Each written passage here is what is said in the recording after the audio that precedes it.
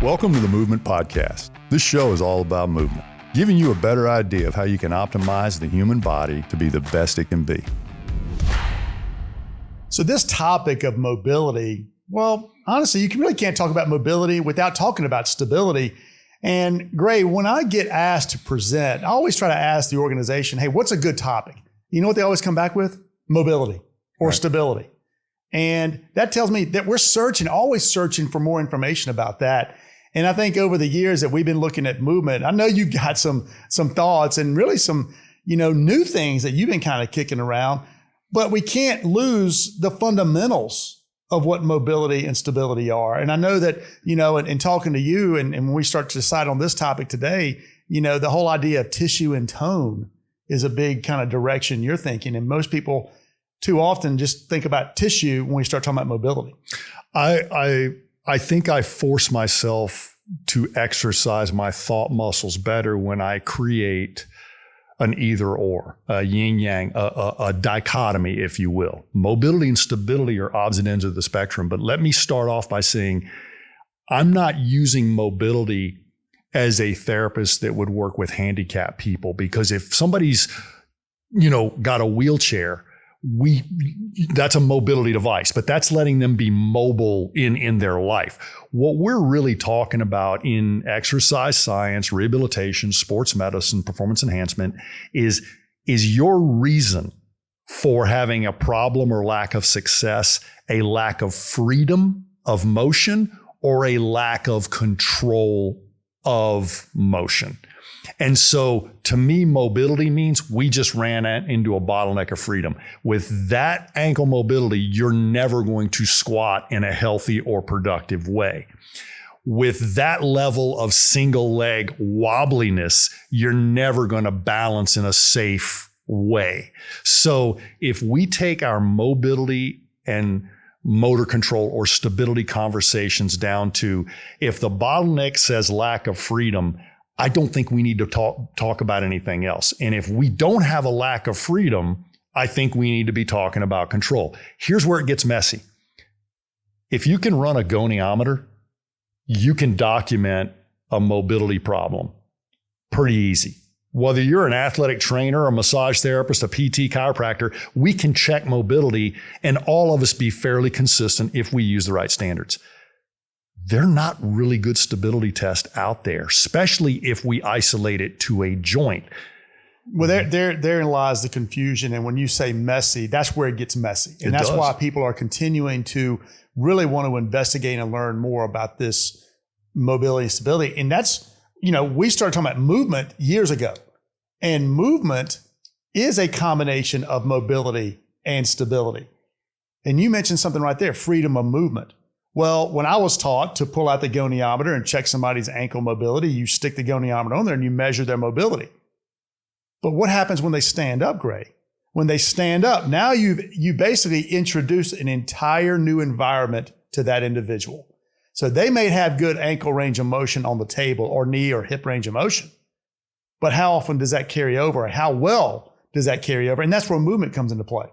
We've got more devices than ever to check these things. But I honestly think that the internet is full of discussions on mobility and stability. But you know what starts those discussions? One of two topics, pain or movement. If you got a movement problem, people love to know what's behind it. So they say, oh, well, you got an ankle mobility problem or you got a core stability problem. I'm not satisfied. I already know how to fix those things. But I want to know what's behind that. What cause? How are you walking around for 40 years and all of a sudden your core gets weak?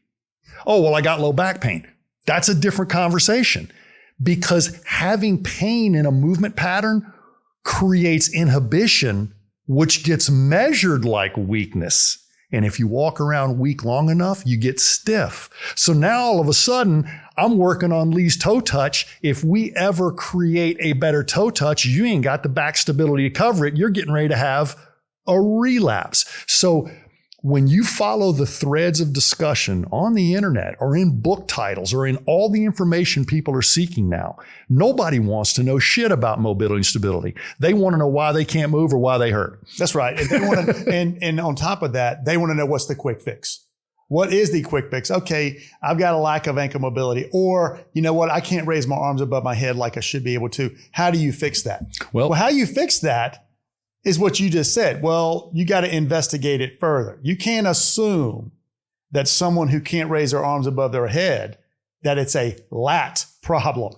Don't make that assumption. And that's where it does get messy, because then you're adding in movement to the equation. We got a study out of a Japanese medical journal in the early days of movement screening when we were vetting the active straight leg raise test, which is in the movement screen and part of a breakout in the SFMA. So in the top tier of the SFMA, if you can't touch your toes, we're going to wind up at an active or passive straight leg raise.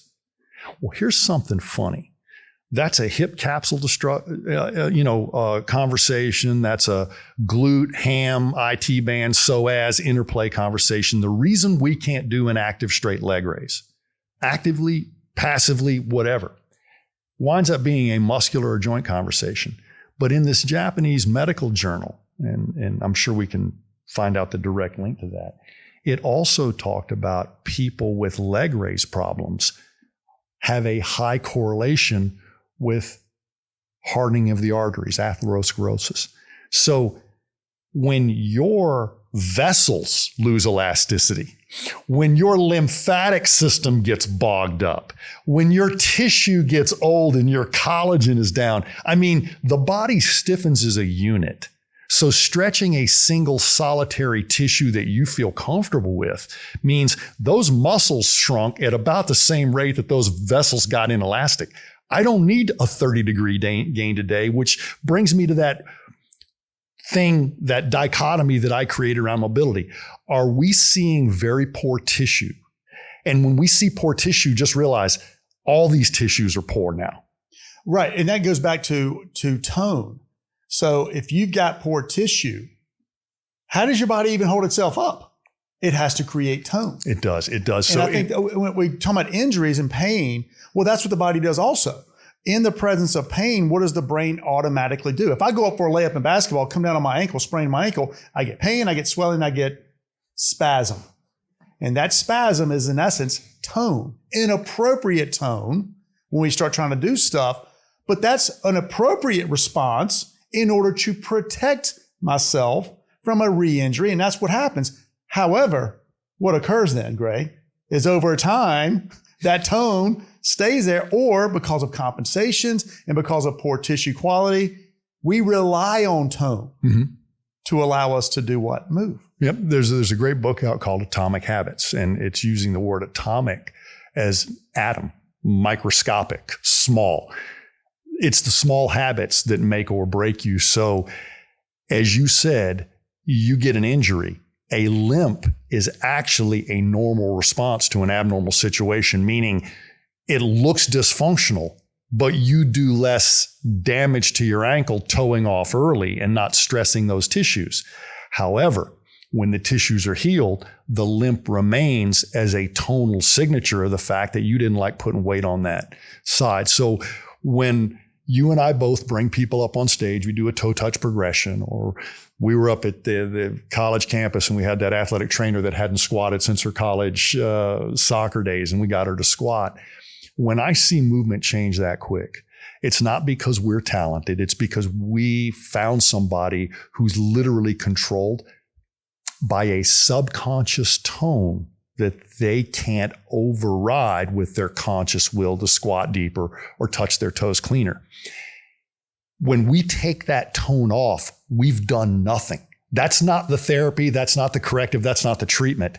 That's sitting the muddy jar of water down on the desk for a minute to let it settle out so we can see what's in there. So a lot of my first treatment, exercise program, whatever I'm doing, is I will throw a few of these moves at you to see how much you improve. And if you improve in a significant amount, something almost surprising to you and surprising to me, you were being controlled by a lot of tone that you didn't have control over. Meaning you're using your back in a disorganized way, but at one point that may have been the only way you could get through the day. All right, so let's talk about that for a second. Let's unpack that. So we're talking about a toe touch, something everybody can appreciate. I don't care who you're talking to. Hey, can you bend over and touch your toes? So I think the issue is a lot of people are limited in that toe touch. Right. So when they get limited and they come in and say, yeah, my hamstrings are tight, that's what's limiting. But yet, one of the next things you may do is have them sit down and do a traditional sit and reach test. Well, great. What if that same person who can't touch their toes is able to touch their toes and they sit and reach? What does that tell you? These are the kind of questions that have actually helped me take something as simple as our movement screen and other things and realize that not all people who can't cover the standing toe touch look the same when we break them out. And that's why in healthcare, we got to do those breakouts. We got to find out what's driving that. So right now, a lack of mobility is not why the person you just said can't touch their toes, because sitting on the ground, you just demonstrated everything that needs to stretch out for you to make it to your toes is available and free. And yet the minute you assume a different posture or load and the responsibility of balancing and not falling over, you started using your muscles in a different way and that length disappears. Because in essence, it's the same pattern. It's the same pattern. You change the posture. Standing up and bending over and touching your toes versus sitting and doing a sit and reach, it's the same thing. You're asking the posterior chain, the tissues, as you just said, to do the same, elongate and lengthen the same way. But as soon as you change the posture, everything changes. You've changed that environment, you changed that posture.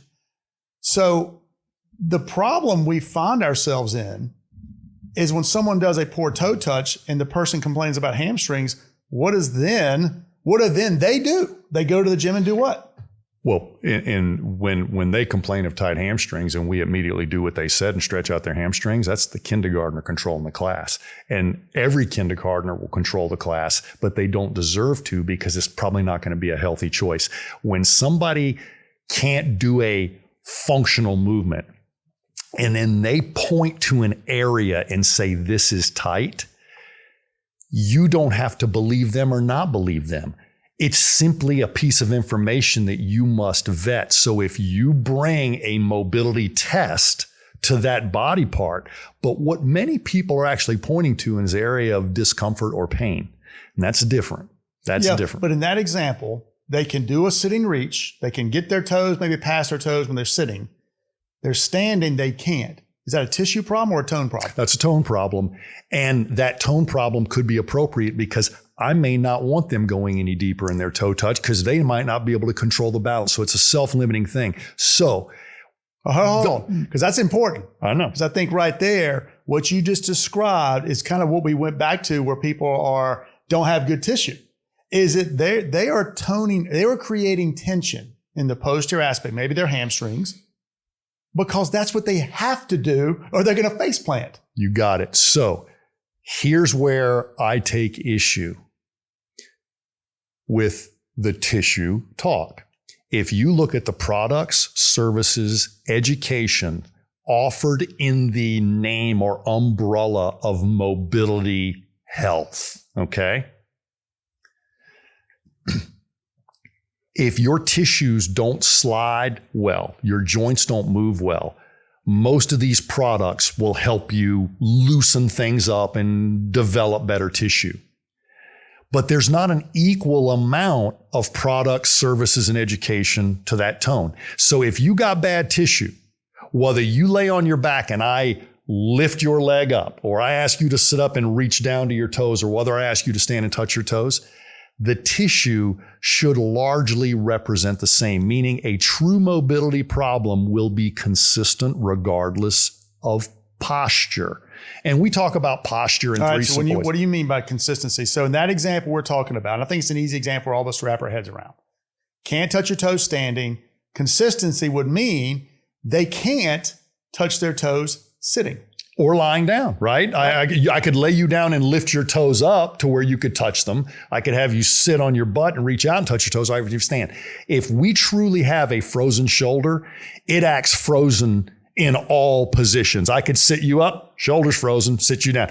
Ankle dorsiflexion. You broke your ankle. You've got a really stiff joint. The pins came out, but it's stiff as hell. I don't care what position I put you in. I'm going to come up against some stiffness. And I think we've got good products and services to loosen up that shit. Products and service would be appropriate. And exactly. Here's where I think we get pushback, Gray. Okay. Is when someone can't touch their toes. How do you define that? Is that a mobility problem or a stability problem? Because you can, okay, I'll let you answer that question. It's a functional problem. And the only way you can make that decision is look at the rest of the screen. And that's where I think a lot of people have misunderstood what we've done. We didn't throw out one pattern. Right now, the overhead deep squat is an unbelievably popular screening pattern. And a lot of people got their idea from our original movement screen.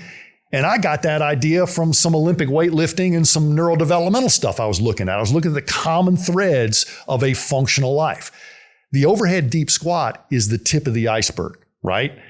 If you don't have that, I know there's broken stuff under there, but just because you do have that doesn't mean we don't have some other problems. You can't make a call by looking at somebody's overhead deep squat. I can't tell you, is it a mobility problem? Is it a stability problem? Who knows? The confusion comes in, going back to the toe touch, is if you can't touch your toes, all we know is you can't touch your toes. We don't know what the solution will be. Is the solution doing foam rolls and stretching? Maybe. Is the solution doing some type of, as you call it, recalibrating?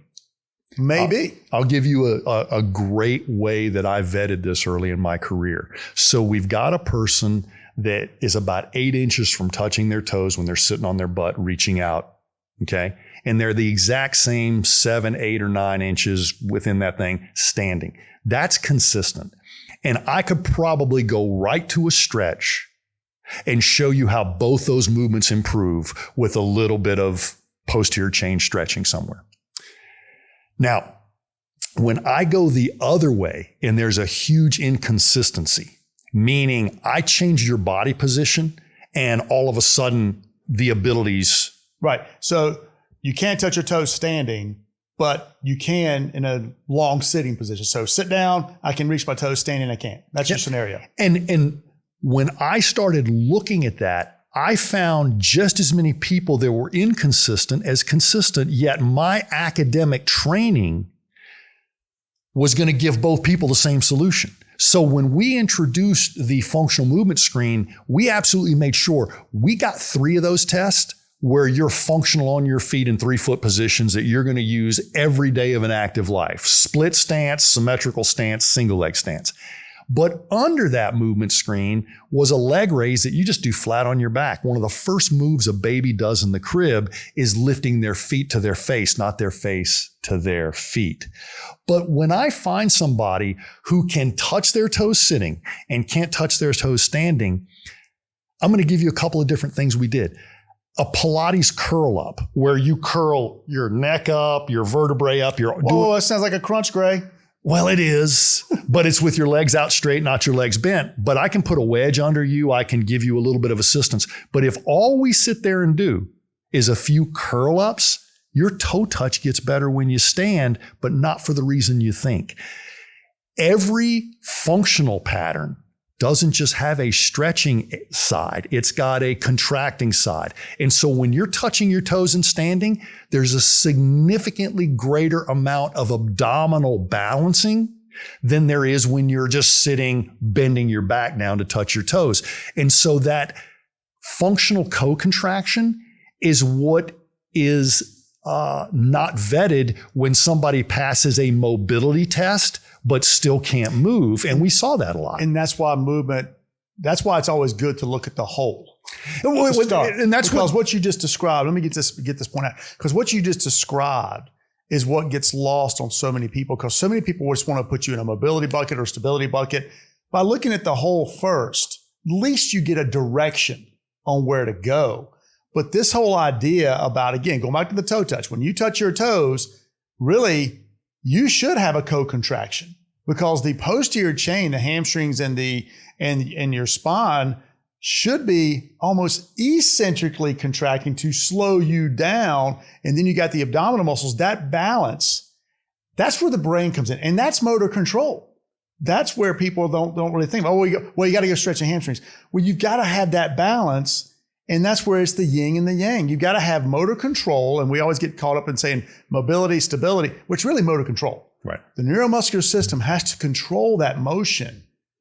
And that goes back to what you're talking about, the tone aspect. So, because tone will override that, right? It will. And here's where you've got to be smart and yet kind at the same time.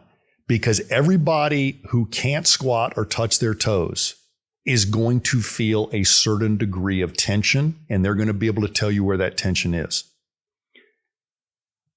But you still don't know whether this is tissue that doesn't want to stretch and is therefore calling on all the parking brakes in the body. Please don't stretch me further. I have no integrity beyond this point.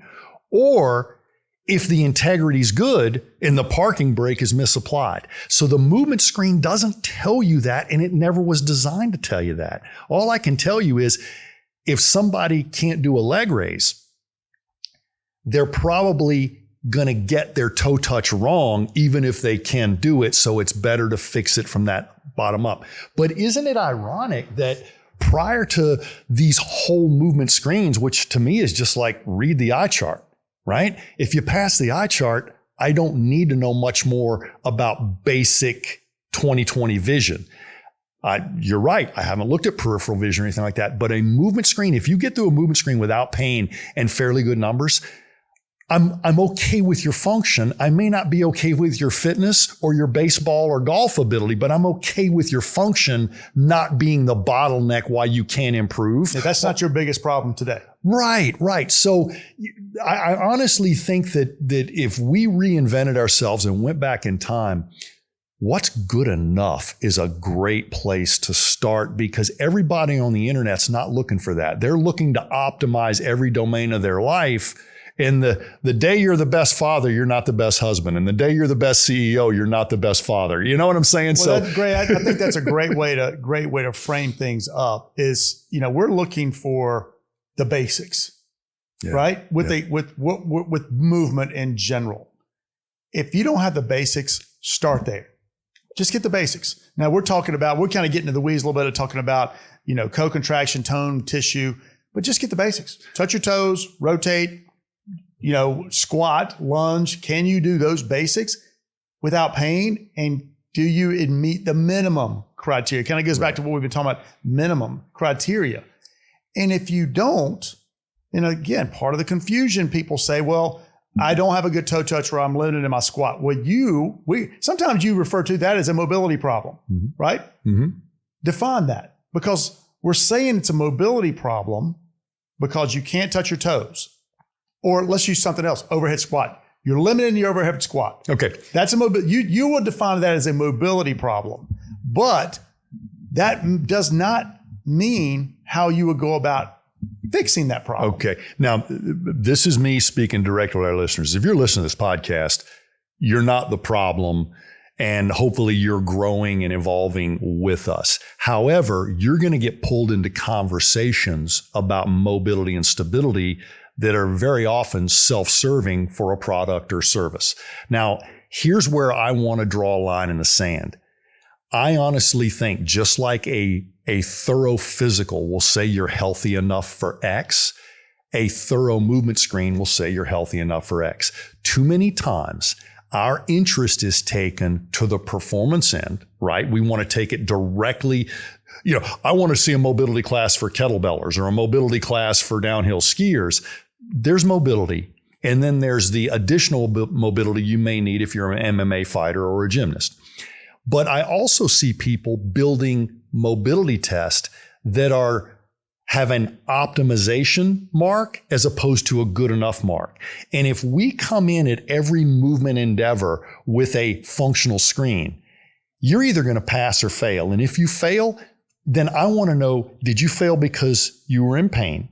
Or did you fail because you didn't have the freedom to cover the marks, or you didn't have the control to cover the marks? So let me give you some examples. You just asked me, if you can't deep squat, Lee, I got to call that a mobility problem because you didn't demonstrate the freedom to cover the shape. Whereas when you did your hurdle step, when you stepped up over the hurdle, you didn't get over the string. You didn't have the freedom to cover that, but you were standing on one leg. All I'm saying is, if you don't have the freedom to cover the test, I think the best assumption is mobility first.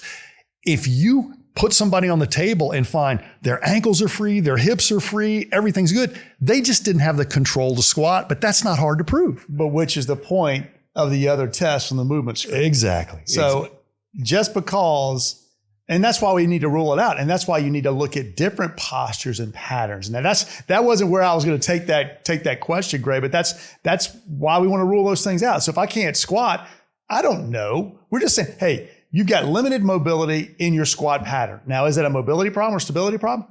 Let's figure it out. Let's look at the ankle. Let's look at the shoulders. Let's look at the hips, and we'll find that out. It is. And it's easy to see if in your mobility patterns in the movement screen, your shoulder mobility, your leg raise, your ankle, and in your stability and core patterns, the push up and the rotor stability, if you have good numbers on those, 2s or better on those, and you get up on your feet, squat, hurdle, step, and lunge, and you pull 1s, I can pretty much say with a firm degree of confidence, you got more stability problems than mobility problems because you already demonstrated more mobility in those lower postural patterns than you're using up there. So it must be the ability to balance and posture yourself that is the weak link here. Whereas if you have stiffness, even in low load patterns, and you have bad functional patterns, well, let's make your low load patterns look good first. But that's also consistent. You got it. The more consistently you are limited. Because think about this. If I can show you a poor squat, but you have a great lunge, what does that tell us? I got into this conversation a long time ago because we can have pattern specific problems or we can have consistency. If you can't lunge for mobility purposes, you're also going to probably have squatting problems. But if you can't lunge, but you can squat, there's a good chance you're not lunging well, or you're not lunging, or you don't like that scissor stance or something like that. But a lot of people get this aha moment. This person wasn't getting any better with stretching, and we started doing stability work, and they got a lot more flexible. And I'm like, that's always been there, because just because we say they don't have the freedom to cover the functional position doesn't mean they need to stretch. However, when you did the stability problem or the stability program and they got better, how did you know they got better?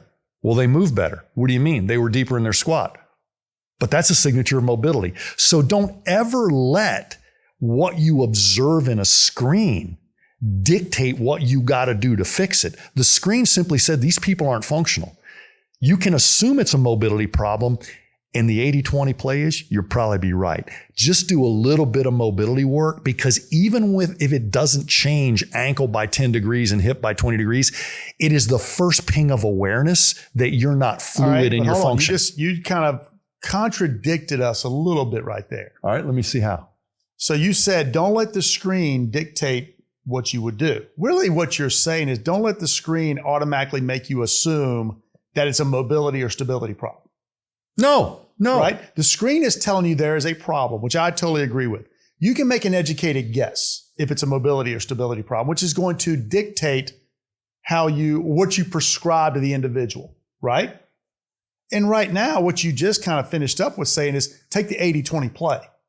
Right. And the 80-20 play is, in essence, going to be much more of a global approach right now. And I think that's where you kind of changed a little bit of your thought process is, back when we first started this journey, Gray, we would say, all right, and we still do, even today, I will always say, if you've got a squat problem, you got a lunge problem, and you've got a leg raise problem, go after the leg raise. And then that will carry over, because how we put you in that leg raise corrective phase is a combination of mobility and stability. We're never going to just do one unless it doesn't work, right? So we're going to have you do a little bit of both. So that being said, the screen is going to push you in a direction, and you're going to prescribe something off of what any screen gives you. We're talking about movement screening, but you could say blood pressure screening, any type of health screening. It's going to give you a direction You're going to make a decision and see if it helps. And right now, where I see you taking this information is much more of I'll use movement or really global approach. You identified through movement screening that you got a more of a mobility biased problem. Your squat's good, your squat's not good, your ankle mobility is not good, and your leg raise is not good. I'm telling you right now, that's most likely a mobility based problem. But how are you going to fix that problem? Well, are you going to go stretch them out? I'm going to do something a little bit more than that, because Lee, if I'm trying to feed you a good meal, you're going to have some carbs, some fat, and some protein in every meal. That's just, now we could do that different, but I honestly think the most sustainable energy sources are going to come from a combination of those three things. As long as it's whole foods. not a bunch of processed crap. Right. But so many times we get stuck on a mobility kick or a core control kick or something like that, and we never get out of that rabbit hole. But I'm going to give a shout out in two different directions to two guys that are very different from each other, but they took a similar approach. Before Pavel really got popular with the RKC, he had a lot of wonderful information about mobility. One of the best books he ever wrote was The Naked Warrior. It's about a pistol and a one-arm push-up. And people who can do those didn't seem to have a lot of problems when they got to the kettlebell. People that skipped over that to go to right to their snatch test usually wound up getting there uncomfortably. Okay.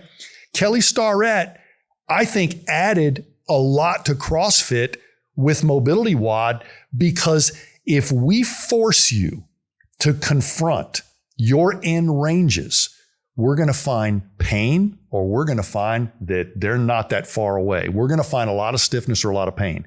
If we find pain, we should answer that question quick. Work on it for a couple of days, and if it's still hurting worse, you got to get that checked out. Something else is going on. But what I think was baked into a lot of Pavel's mobility work and Kelly's Mobility WOD wasn't just stretches. There was a lot of control stuff you had to do. They stretched you in different positions in different ways. But what did they do? Underactive people coming to exercise are usually stiff because they let their self get that way. And athletes who are trying to reclaim their performance are usually high tone, high threshold, sprung up for a protective reason. So you're not stupid in saying almost everybody not doing well with movement should get on a mobility path and confront that. And if it lights you up, you might need to get checked out. And if it just makes you feel humble, stay there a month. You'll be better for it. But the people that are stiff, that still can be tone. And when you talk about get on a mobility path, you don't necessarily mean just get on the table and let somebody stretch you out and do a foam roll. What you're really describing, that mobility path is to get freedom of movement. But just like with the toe touch, go ahead and I want you to talk about this a little bit. We're talking about co-contraction. In order for the joint to go through that freedom of motion, there's got to be another set of muscles somewhere, agonist, antagonist, that controls that motion. The rotator cuff, we always throwing out the rotator cuff, because we all know people have stiff shoulders. They don't want to get their arms above their head. And everybody, the easy kinesiology version of the rotator cuff, with internal external rotation, it stabilizes the shoulder. Well, Gray, in my opinion, I think what the rotator cuff's really designed to do is create better positioning of the shoulder so that it will have freedom of motion, so that the prime movers can then do what they need to do. So it's that combination. It is. And I'm glad you brought that up, because that's what's left out in most of the current mobility trends I see. Let me give you a shout out to the guy that does the knees over the toes guy. His name's Ben Patrick. Knee problems, sort of basically started confronting dorsiflexion in different ways.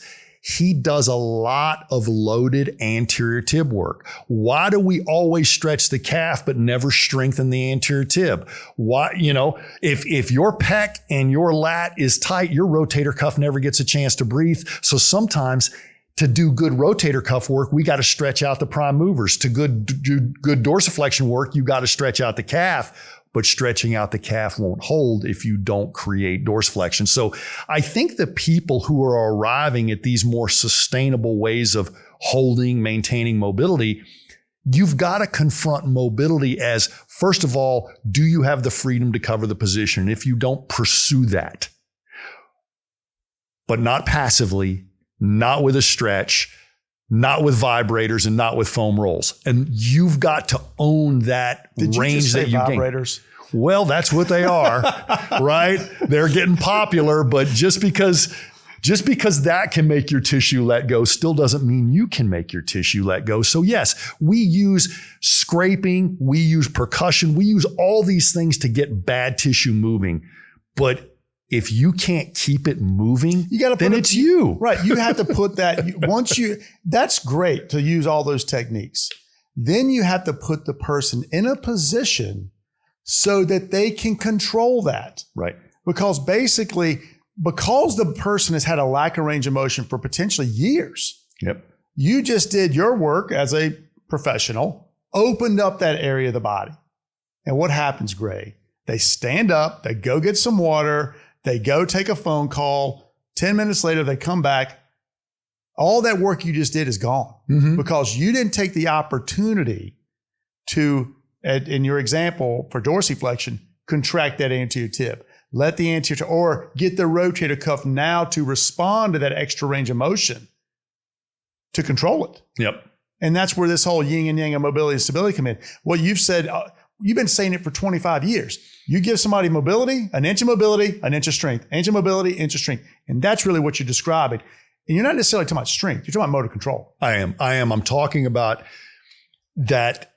Well, here's the new rules I made for me. I make new rules for me 2 years before I try to make them for anybody else. But I've been talking about every time I assemble an exercise meal or appetizer for somebody, I'm checking A, B, and C. Awareness. Do they recognize and embody the problem like I do? I don't need them to tell me they got a glute medius trigger point. I need them to tell me I feel really stiff here. That's all. And when you do this tomorrow, do you feel less stiff, more stiff, or pain? That's all I need. So I'm going to give you a station of doing a move. Your movement screen told me which one I do, but I pick a move that's going to sort of be your morning mantra. Lee, you want to check that hip every morning because it's going to change. And some days, if you overwork it, it's going to be a little cranky. And some days, if you don't work it enough, it's going to be a little cranky. I need you to be aware of the movement problem we're working on. And it's either going to be freedom or control. You're going to feel stiff or wobbly. That's simple. The second thing is I want to show you that if you sync your breathing in a certain way, you will actually gain a competitive advantage. And I need you to play with that for a minute too. And then I need you to take your awareness and your breathing and cover a functional pattern. So I have 3 stations. I'm trying to be a better chef of a movement meal now. And instead of just saying, wasn't that the best bite of steak you ever had? I want to have the best food combination. I want to take 2 or 3 complementary things and a wine on the side. Be like, oh my God, that was a different experience. And so I honestly think baked into a sun salutation, a Turkish get-up, or a basic Tai Chi move are some of these awareness, breathing, and control drills. And when they are taught by the people who I think master these techniques, they're checking those boxes without ever hearing what I just said. I'm just recognizing that when I get it right and I try to look at how other people got it right, Kelly, Pavel, everybody's baking in a little awareness, appreciation. Everybody's coming at breath work now. And then I think control. So when I'm baking up solutions for mobility and stability, it doesn't mean I don't have my trick to jumpstart tissue, dry needles, whatever I'm doing, if they're in a clinical format. Otherwise, hit this pattern. Please do it 3 or 4 days consistently. See if you can appreciate it. And it's not your exercise. It's just your gauges on the dashboard, or it's your warm up before you exercise. And over 4 days, you will find out how plastic you are.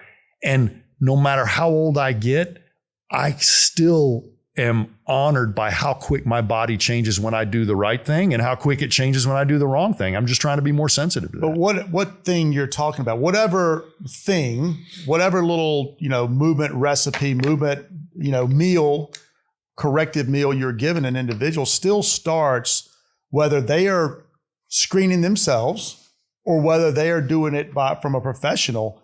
You got to figure out where you're limited. And one thing you touched on right there, it's going to change day to day. And the reason I bring that back up is not to talk about you got to screen just screen to figure out where you're starting. You got to set that baseline, and you got to go back and retest that baseline to figure out if they are having success. Because if they go through this movement meal and 2 days into it, they go back and retest and they're not any better, well then make a change. Right. And the reason you love traveling with a GPS is it's running your baseline every 2 seconds. It's letting you know, Lee, are you off course? Do you need to redirect? Do you need to do something? What's up ahead?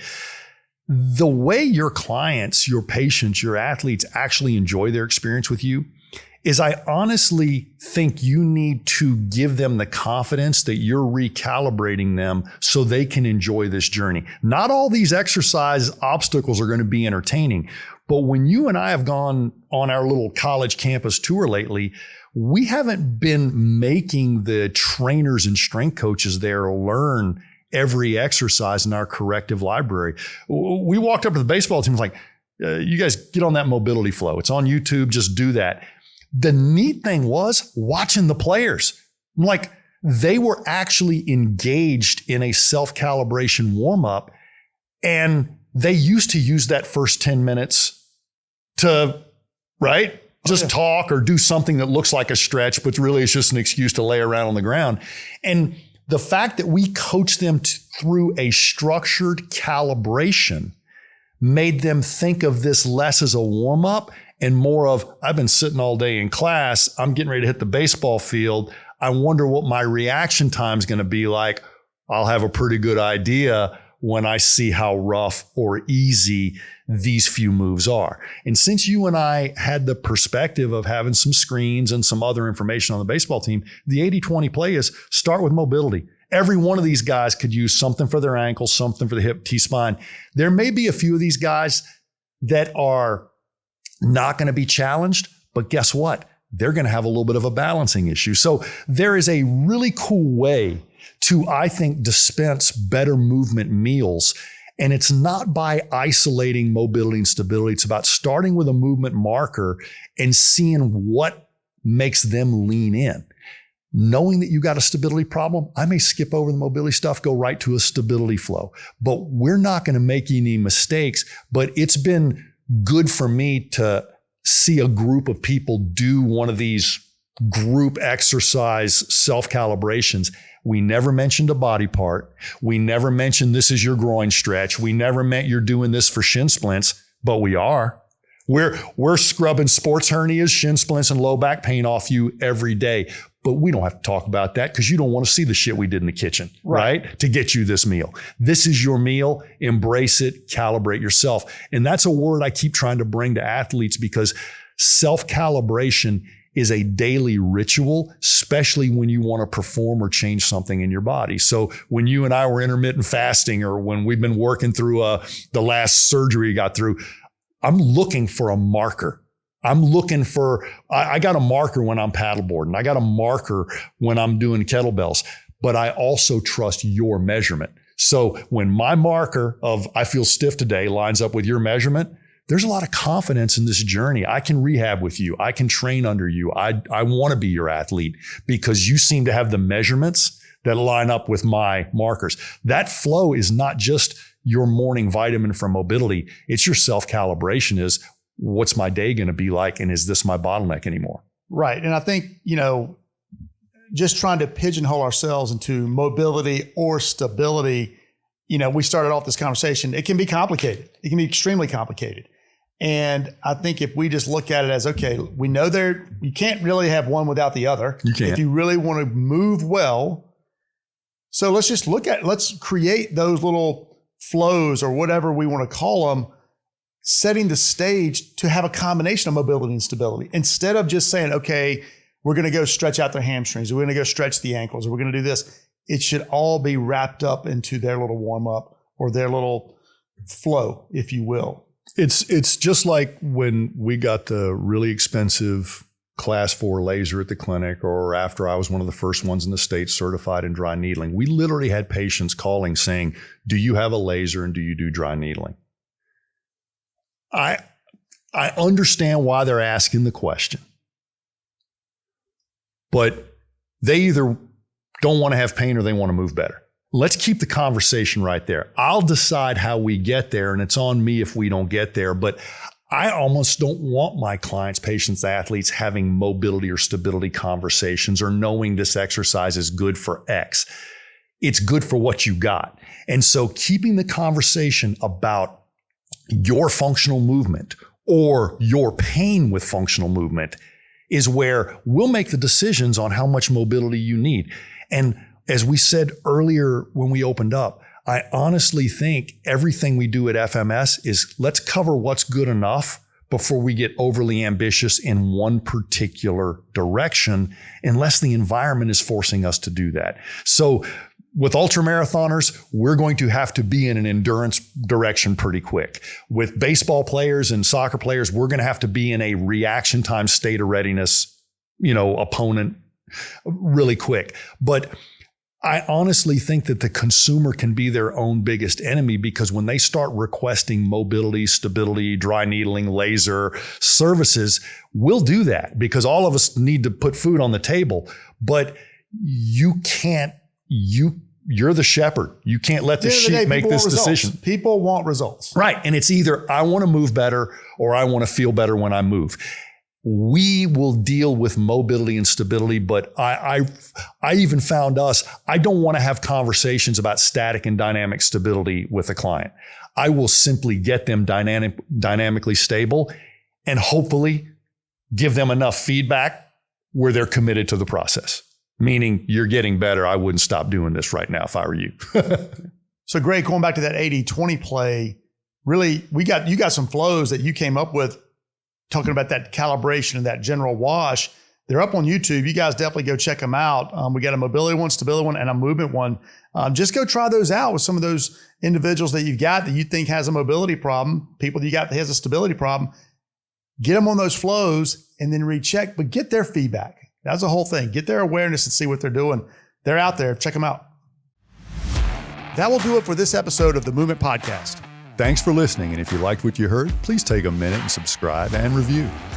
If you want to learn more about our system and take the next step in your own movement journey, visit us at movementpod.com. Until next time, be sure to first move well, then move often.